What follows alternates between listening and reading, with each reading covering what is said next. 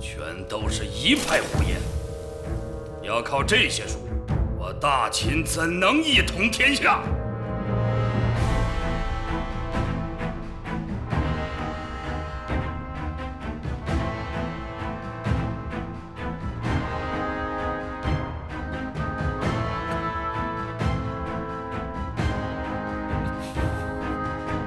臣向陛下献长生不死药。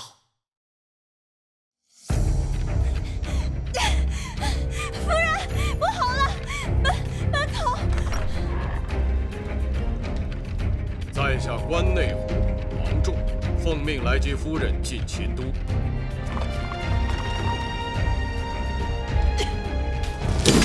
嫂嫂，我要跟你一起去咸阳。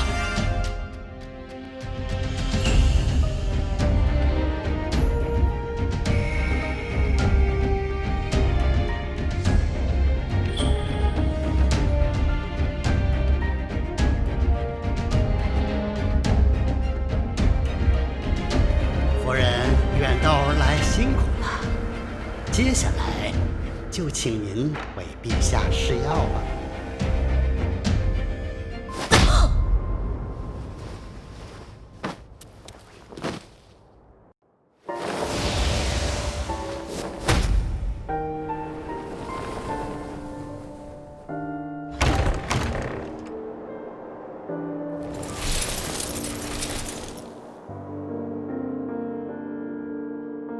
草民莫小雨，愿为陛下试药。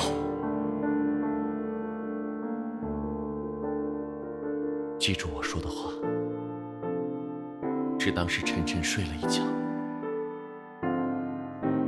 等你醒来时，我们一定会再见面。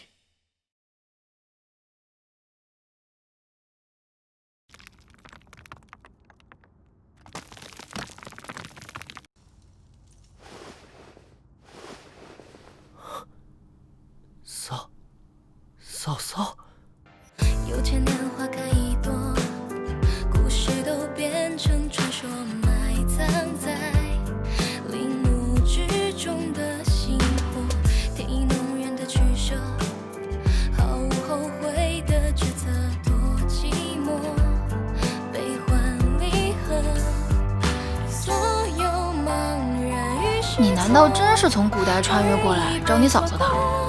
穿越？他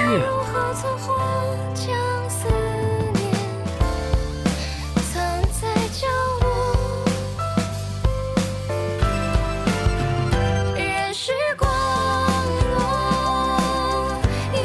不祥之人，会给你招来厄运的。